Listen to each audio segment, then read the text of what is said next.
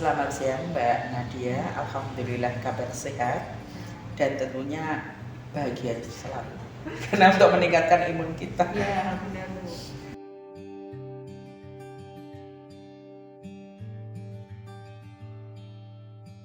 Ya, memang kami Alhamdulillah ikut berkecimpung ya, ibaratnya ikut mendharma baktikan diri kami yaitu di pemilu legislatif saat itu di 2004, kemudian pemilu pilpres juga 2004. Nah, saat itu memang tahapannya kalau di 2004 itu ya dari 2003 2004 walaupun pelaksanaan di 2004 itu memang dari unsurnya dulu kami sampaikan bahwa unsurnya yaitu dari perguruan tinggi, dari tokoh masyarakat, kemudian dari pers, kemudian kepolisian dan kejaksaan. Nah, sehingga di saat itu kita ada satu seleksi tahapannya yaitu seleksi oleh tim sel, yang mana seleksi itu antara administrasi tertulis kemudian uji kelayakan. Nah, dari seleksi itu akhirnya dari ya lumayan banyak memang selaku pelamar, dan dari perguruan tinggi khususnya kalau saya itu ada sekitar 3 kalau nggak salah, dan kebetulan yang diterima saya.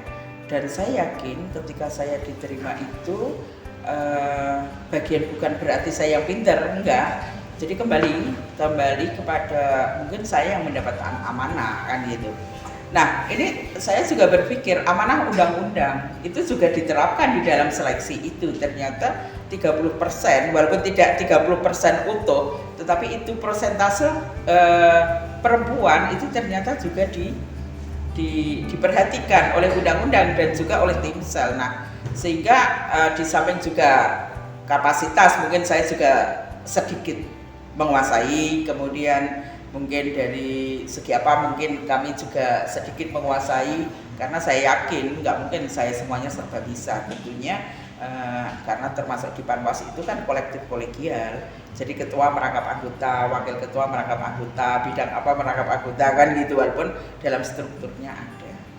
Nah, kemudian pelaksanaan pemilu pileg itu pada tanggal 5 April 2004.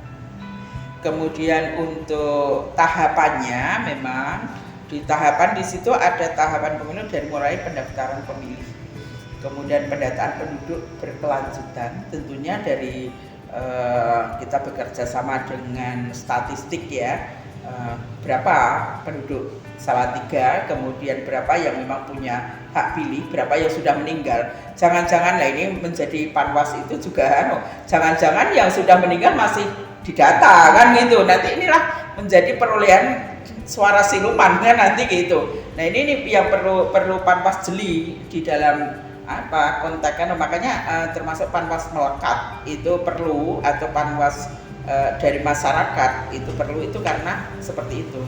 Sehingga data pemilih, jumlah penduduk itu data pemilihnya berapa, jumlah penduduknya berapa yang punya hak pilih.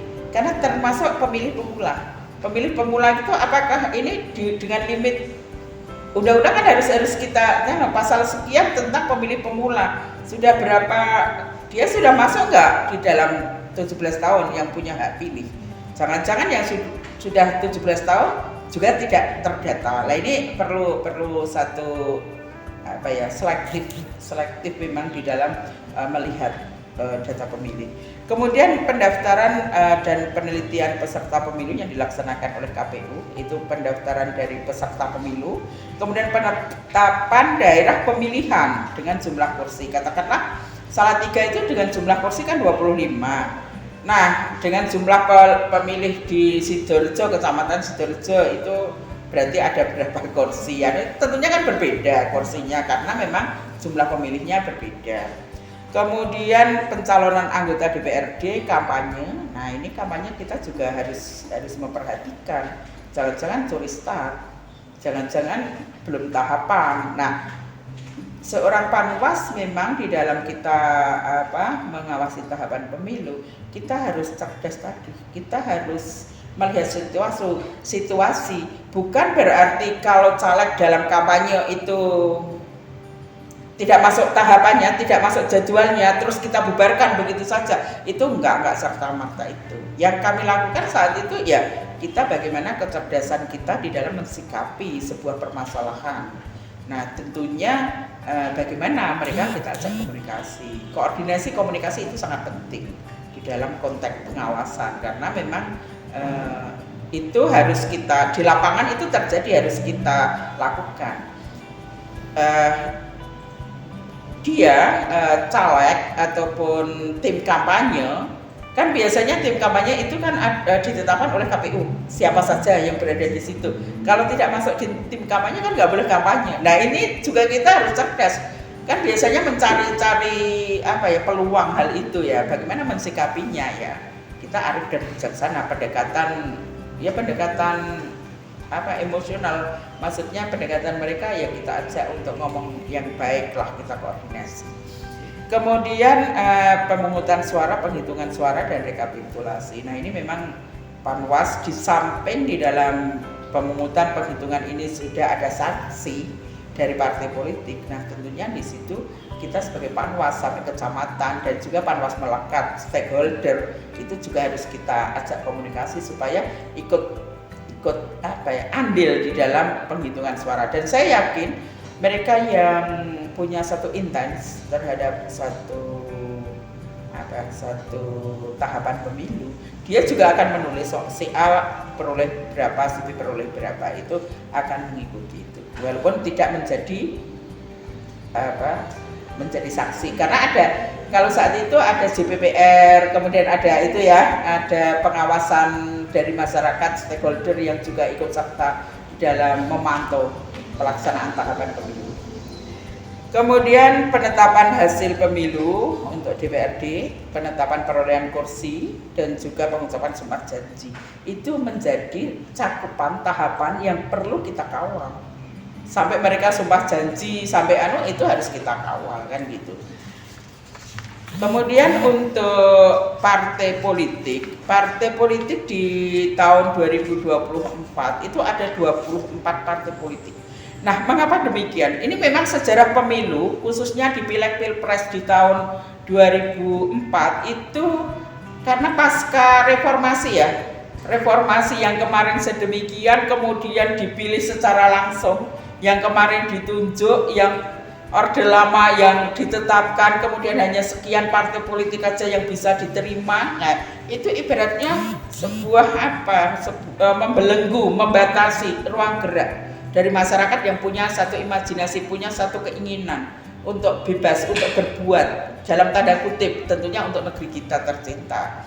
Mereka dari berbagai elemen akhirnya dengan undang-undang yang ditetapkan, bagaimana syarat parpol yang ada, maka disitulah akhirnya menjamur partai politik yang paling banyak seingat saya di dalam pemilu itu yaitu di 2024 24 parpol.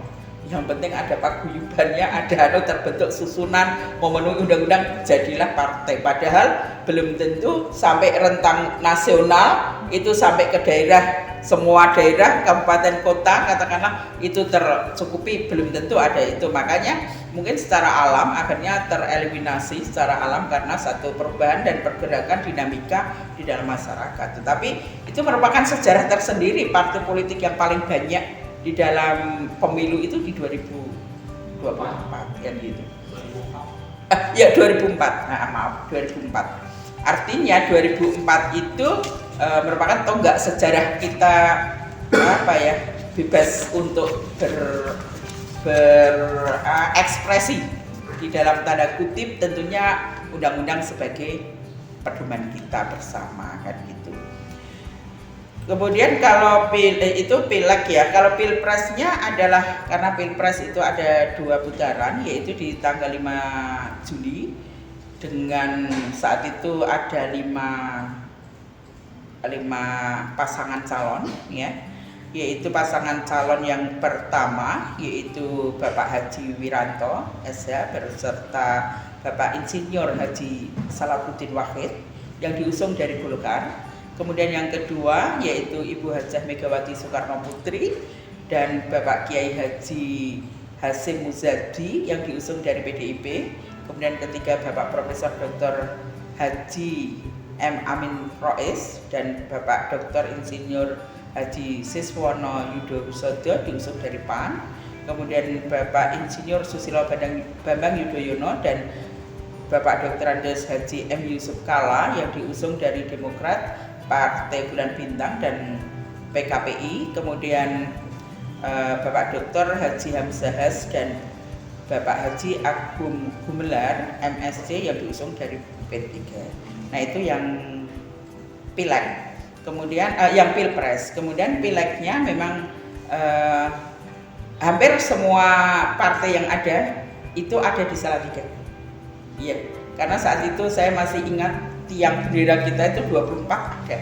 Jadi 24 itu tiang bendera kita kecil-kecil, semua partai kan harus berada di halaman kita. Dan kantor saya saat itu adalah di rumah dinas wali kota yang kompleks, maksud saya kompleks dinas wali kota yang sebelah barat, yaitu dengan alamat Jalan Diponegoro nomor 3 gitu.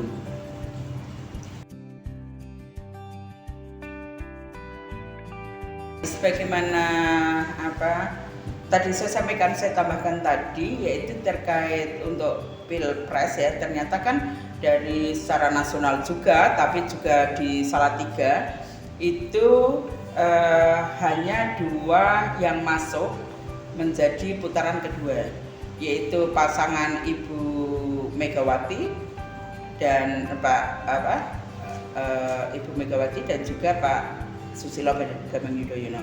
Ibu Megawati saat itu mendapatkan 26%, sedangkan Bapak Yudhoyono mendapatkan 33%. Nah, 2 kontestan itu karena belum mencapai 50% maka menjadi putaran kedua, sama di Salatiga juga gitu. Itu tambahannya yang pilpres. Kemudian terkait dengan proses pembentukan Panwas. Jadi Panwas saat itu pelaksanaannya, pendaftarannya di Kejaksaan Salatiga, kemudian tentunya oleh Pemkot itu ada tim sel atau tim seleksi, dan tim seleksi itu saat itu unsurnya kelihatannya juga tokoh masyarakat, perguruan tinggi dan juga dari pemerintah sendiri. Kemudian tugas yang diseleksi atau tim sel itu mempunyai satu tugas antara lain yaitu seleksi administrasi yang tadi saya sampaikan. Seleksi administrasi, seleksi tertulis, kemudian uji kelayakan dan kepantutan, kecuali di unsur kepolisian dan kejaksaan, karena yang dites itu hanya 3 unsur, yaitu perguruan tinggi, tokoh masyarakat dan juga pers. Kalau yang penunjukan kan dua unsur tadi. Kemudian peserta seleksi tentunya setelah diseleksi, kemudian tahapannya sudah, kalau tadi siapa yang melantik? Yang melantik itu Panwas Provinsi. Panwas Provinsi dilantiknya yaitu di KPU Provinsi, Jalan Veteran kalau nggak salah ya, Jalan Veteran Jawa Tengah ya. Saat itu di sana kita bersama-sama semua Jawa Tengah dilantiknya di sana.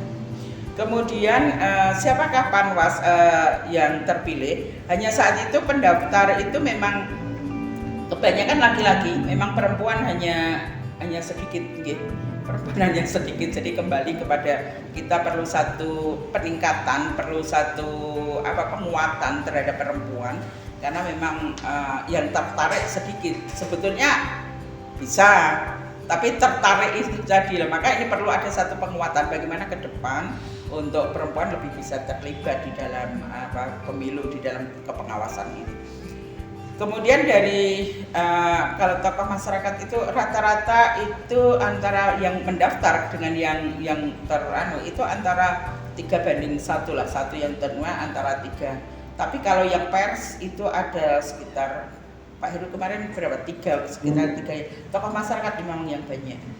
Saat itu yang dari perguruan tinggi antara dari UKSW dan IAIN Salatiga, saat itu masih STAIN, sekolah tinggi. Kemudian yang terpilih yang mendapatkan amanah istilahnya yaitu Bapak Dr. Andes Saifuddin Zuhri MAG itu dari tokoh masyarakat selaku ketua di dalam organisasi. Kemudian daerah Astuti Satya MPD yaitu dari unsur perguruan tinggi sebagai wakil ketua. BW Heru Santoso dari unsur pers itu bidang pengawasan. Kemudian AKP Haryanto unsur kepolisian dari bidang penerimaan laporan. Kemudian Beni Santoso SH dari unsur kejaksaan bidang penyelesaian sengketa. Nah, kemudian setelah itu apa PR-nya? Nah, tentunya PR-nya setelah dilantik sebagaimana pelantikan pada tanggal 16 Juli 2003 yaitu dengan nomor SK 003 Panwaslu Jateng _Romawi 6 _2023 yang ditempat di KPU sebagaimana sudah kami sampaikan. Maka yang pertama tentunya setelah dilantik kita ya harus rapat dulu internal, menyamakan satu persepsi bahwa kita tugasnya kolektif kolegial, kita cermati undang-undang. Nah kan kita dengan pembagian tugas tadi kita cermati undang-undang, tusi kita itu apa saja. Setelah itu tentunya kita melaporkan kepada wali kota, audiensi dengan wali kota dan juga Forkompinda. Dimana kenapa Forkompinda juga harus kita audiensikan, karena di situ ada kejaksaan dan kepolisian yang notabene sengketa dan pelaporannya akan masuk ke sana di Gakumdu yang ada tentunya di dalam kinerja kepengawasan itu akan sangat terlibat, maka itu perlu kita komunikasikan. Kemudian setelah itu memperkuat kemudian bagaimana tentunya kita audiensi dengan wali kota kan juga sampai kepada sarana prasarana. Kantornya di mana, kemudian sarananya apa saja dalam menunjang kinerja, dan tak lupa adalah pendukung, personil pendukung. Maka disitulah kami mohon personil pendukung, siapa sekretarisnya, siapa yang akan mengelola keuangannya, karena memang kan ada keuangan yang harus kita untuk mendukung satu sukses ini kan gitu, yang memang sudah ada di APBD dan APBN yang sudah diterapkan atau disusun oleh perencana dari APBD maupun APBN. Kemudian setelah itu kita setelah sarana kemudian personil tentunya kita rekrutmen Panwascam dan Panwas kelurahan. Karena apa? Itu adalah amanah undang-undang. Dan alhamdulillah, jadi kembali kepada niat kita itu adalah setitik bakti untuk negeri.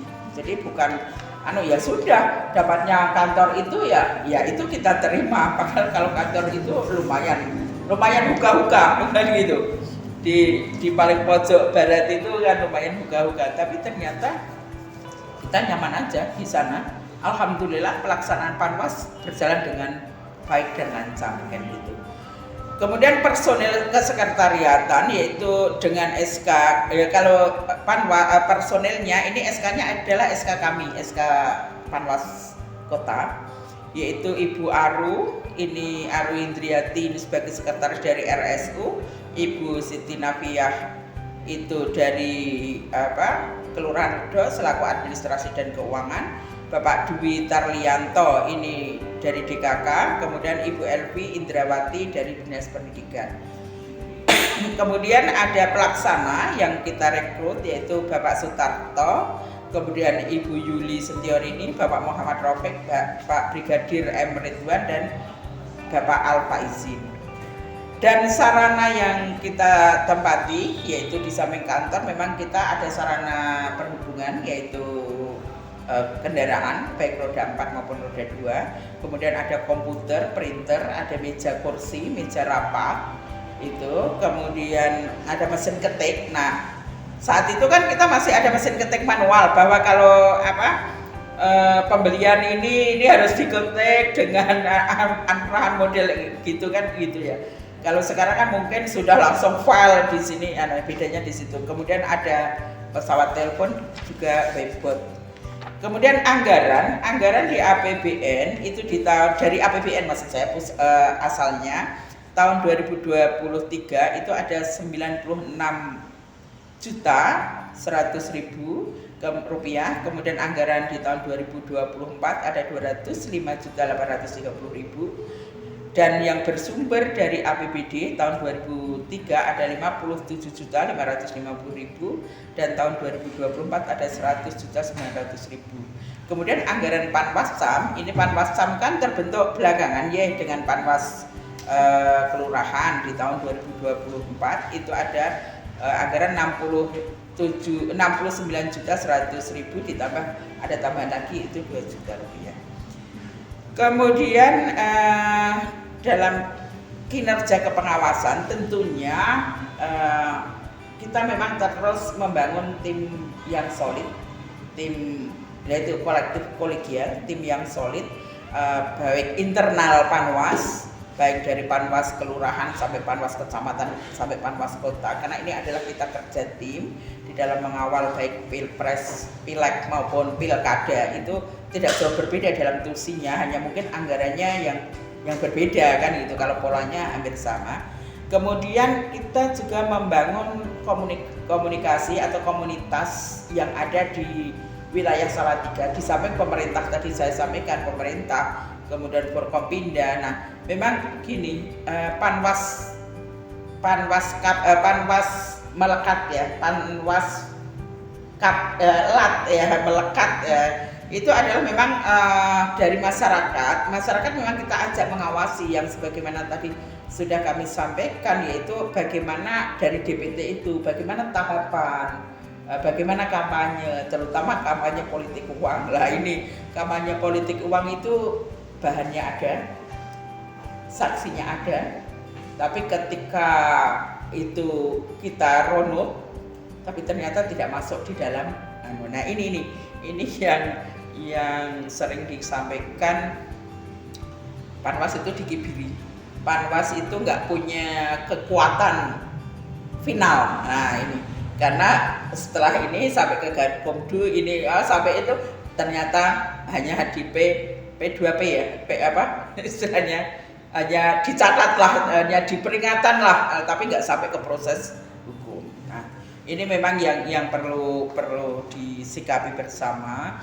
Maka kecerdasan masyarakat itu perlu kita pupuk, perlu kita berikan satu motivasi bahwa memilih itu, kalau katakanlah dapat 100.000 atau 50.000, tapi sekian tahun digadikan satu tanda kutip, lah ini jangan sampai. Maka kecerdasan pemilih itu perlu dihimpun dari sekarang, dan itu merupakan satu permasalahan yang terus bergulir. Nah, tinggal bagaimana kita mensikapi. Memang kecerdasan pemilih itu terus kita asah. Seorang Panwas itu bagaimana terus menyampaikan bahwa ini tidak pas, ini kurang pas, ini kurang bagus, baiknya gini, pilihlah sesuai hati nuranimu, pilihlah yang memang akan membawa aspirasimu, pilihlah yang memang orang itu bertanggung jawab dan amanah, kan gitu. Ini perlu, karena beliau adalah selaku pemimpin yang akan membawa aspirasi kita. Kalau memang itu pileg, kalau pilpres, mereka adalah pemimpin yang menjadi nahkoda Indonesia kita tercinta. Lah ini yang perlu perlu ditekankan, dan terus jangan pernah menyerah atau alah ya sudah, ini memang itu adalah tugas kita bersama. Saya kira gitu.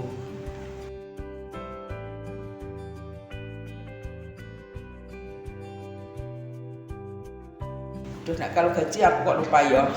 Kira-kira Berapa ya? Berapa tuh? Ya.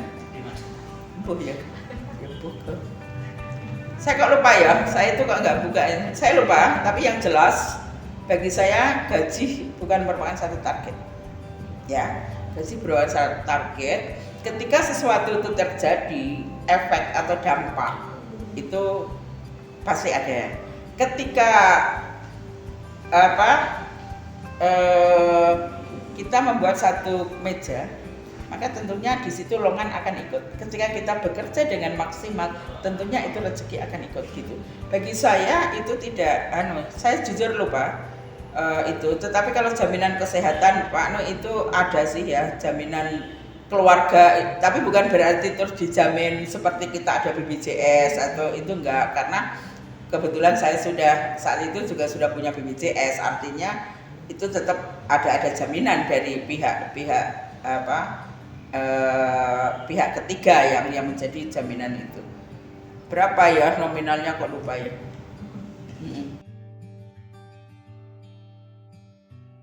Kalau peristiwa yang menonjol itu saat pilpres ya, pilpres itu detik-detik terakhir peserta pemilu itu siapa yang akan maju saat itu detik-detik terakhir. Dan juga ada gini, Panwas pernah mau tapi setelah diluruskan mau ada demo itu dari partai dan itu, tapi ketika diluruskan ya selesai. Ya biasalah di dalam dunia politik itu ya, ada yang kompor, ada ini, tapi ketika sebuah kompor itu tidak kita hadapi dengan panas, dengan bijak, saya kira kompor itu akan bukan meledak tapi akan surut. Nah, maka di sini kuncinya adalah bangun komunikasi dan koordinasi. Tugas dan wewenang kita jelas gitu loh. Ketika kita bangun komunikasi apa toh maunya, kita ajak, bukan berarti ketika dia panas terus kita panas kan, enggak, tapi bagaimana kita mensikapi secara arif dan bijaksana gitu.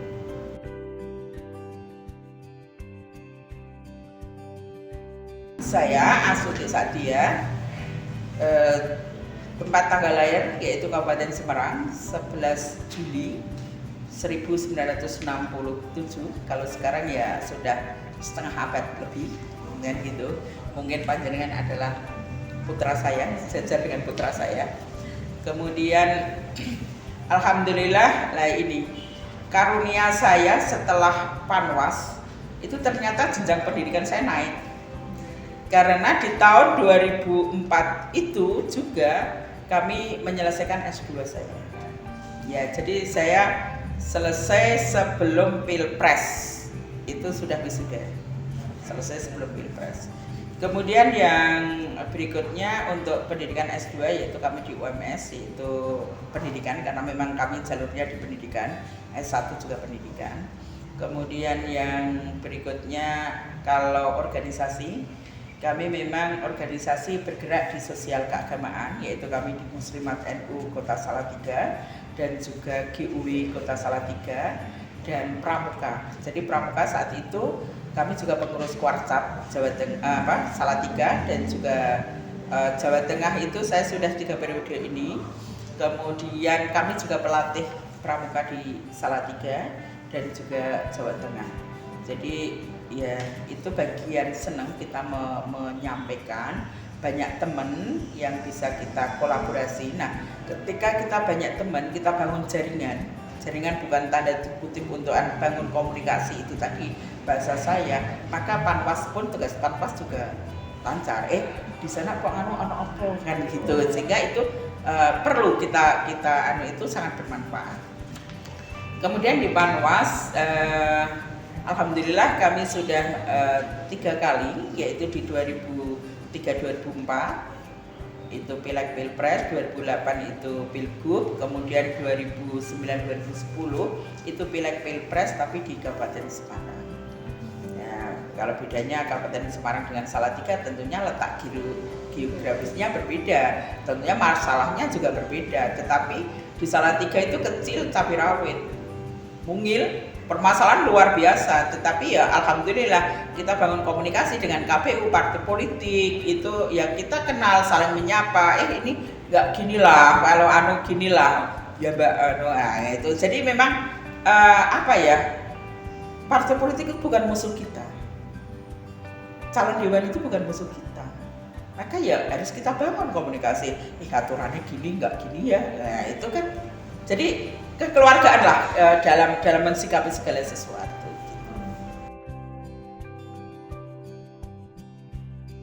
Ya, saya sangat bangga dengan terbitnya sebuah buku pengawas karena ini adalah sebuah ilmu yang jadi jangan lupakan sejarah, ilmu yang untuk adik-adik kita besok kan nggak mungkin kan kita akan terus mengawal Panwas ini atau mengawal pemerintahan ini, mengawal pemilu ini. Tentunya generasi muda harus tahu sejarah, bagaimana perjuangan tempo dulu. Sekarang saja saya sudah merasakan tahun 2004 saya menjadi Panwas, sekarang tahun 2022 ini sangat berbeda. Dalam pola kerjanya saja berbeda. Kalau dulu cenderung manual, ke sana parani, kan ke sana. Sekarang paling hanya telepon, SMS, sekarang dengan WA, YouTube, kemudian Facebook, IG. Artinya apa? kecanggihan ini menjadikan satu lebih mempermudah sebuah komunikasi yang terus kita bangun. Artinya tentunya dengan buku ini secara berjenjang penerus kita ke depan akan bisa belajar dengan sejarah. Oh pernah kau dulu seperti ini, oh pernah kau tertata seperti ini. Ini memang sangat bagus. Saya sangat acung jempol terkait dengan inisiatif, bahkan Panwas itu semuanya bisa terekam, karena supaya apa, ini menjadi proses pembelajaran. Sesuatu yang pernah terjadi itu jangan sampai terjadi lagi di tugas pengawasan, karena tahapannya tidak jauh berbeda. Nah permasalahan dulu seperti itu kok bisa selesai gimana? Lah ini menjadi satu ilmu baru untuk adik-adik yang saat ini bertugas sebagai Panwas, baik Panwas sebagai anggota maupun Panwas sebagai pelaksana, karena pelaksana itu sendiri juga harus tahu tahapan supaya di dalam mengikuti kinerja Panwas itu sinergi kan gitu. Jadi sehingga saya sangat salut, antusias dari berbagai pelaku Panwas. Saat itu tentunya ada pengalaman yang cukup banyak, bervariatif, dan itu menjadi kasanah ilmu baru untuk teman-teman Panwas yang sekarang. Gitu. Terima kasih Ibu Estuti atas waktunya. Terima kasih Mbak Nadia, semoga bermanfaat, sesuatu yang sedikit bisa menambah wawasan.